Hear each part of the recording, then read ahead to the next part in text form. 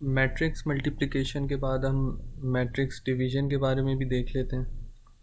तो आपको याद होगा कि हमने जब कभी डॉट ऑपरेटर का इस्तेमाल किया था तो उसका मतलब होता है कि वो एलिमेंट बाय एलिमेंट मल्टीप्लिकेशन हो रही होती है। तो सिमिलरली डिवीज़न में भी ये होता है। एग्जांपल से समझते हैं। लेट्स सपोज एक मैट्रिक्स है एक्स जिसके एलिमेंट्स हैं लेट्स से 1 4 7 1 5 5। ठीक है, एक मैट्रिक्स एक्स है और दूसरा मैट्रिक्स लेट सपोज है वाई। उसके भी कोई एलिमेंट्स रैंडमली प्लेस कर देते हैं। सॉरी, यहाँ पे ठीक है। ठीक है, तो आपके पास ये दो मैट्रिसेस मौजूद हैं एक्स एंड वाई। आपको याद होगा कि अगर मैं इन दो मैट्रिसेस को मल्टीप्लाई करवाना चाहता हूँ एलिमेंट बाय एलिमेंट, क्या कहना चाह रहा हूँ मैं कि फ़र्स्ट एलिमेंट को फर्स्ट एलिमेंट से, सेकंड को सेकंड से, इसी तरह सेकंड रो के फर्स्ट एलिमेंट को सेकंड रो के फर्स्ट एलिमेंट से, तो उस वक्त हम डॉट ऑपरेटर का इस्तेमाल करते हैं। ठीक है, डॉट लगा देते हैं मल्टीप्लाई करवाने के लिए, जो कि हम लास्ट वीडियो में देख भी चुके हैं।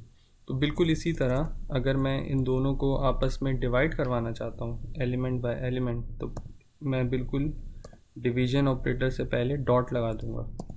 ठीक है, तो x डिवाइडेड बाय वाई। तो देख लेते हैं ये क्या रिज़ल्ट आया। तो x डिवाइड बाय वाई, तो पहला एलिमेंट x का है 1 और y का भी है, y का है 2, तो 1 डिवाइड बाई 2.5। ठीक है, ये इसी तरह बाकी भी आप चेक कर सकते हैं। 4 डिवाइड बाई -4 तो -1 आ गया। ठीक है, 5 डिवाइड बाई 3 1.667 आ गया।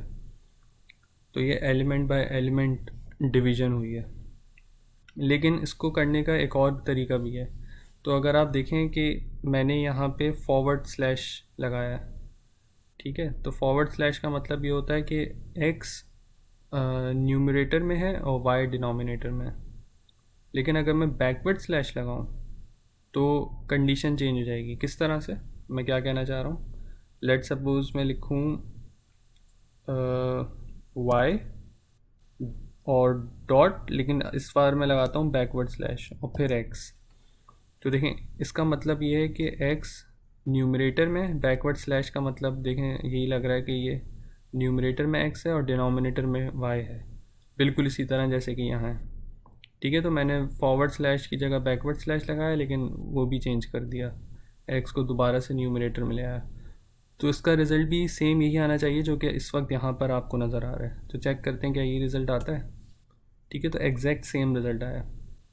तो यूजली बैकवर्ड स्लैश यूज़ नहीं करते, ये सिर्फ आपको बताने के लिए था। आमतौर पे फॉरवर्ड स्लैश का ही इस्तेमाल किया जाता है।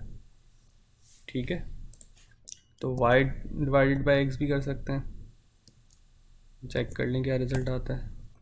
ठीक है, तो y डिवाइड बाई एक्स यानी कि 2 डिवाइडेड बाय 1, तो आपके पास 2 आ गया। इसी तरह हम 6 डिवाइड बाय 7, आपके पास 0.8571 आ गया।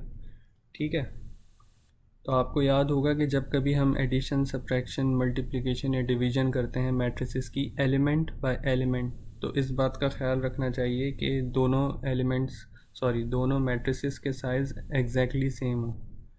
ठीक है, तो यहाँ पे जब हमने डिवीज़न किया है तो इस बात को पहले से हमने देखा हुआ है। आप चाहें तो यहाँ देख सकते हैं कि साइज़ 3/2 सेम साइज़ था। ठीक है, ये आपको टॉप पे भी नज़र आ रहा है। अच्छा, अब देखते हैं कि मैट्रिसेस को डिवाइड कैसे किया जाए। तो आपको मैथमेटिक्स की क्लास में आपने समझा होगा कि मैट्रिसेस को directly x divided by y ऐसे नहीं किया जाता, बल्कि इन्वर्स ऑफ y लिया जाता है। तो वो एक इट्सेल्फ एक कॉम्प्लिकेटेड टॉपिक है जिसको अभी हम फ़िलहाल या इस वक्त डिस्कस नहीं करेंगे। हो सकता है आगे की वीडियोस में उसको हम डिस्कस करें।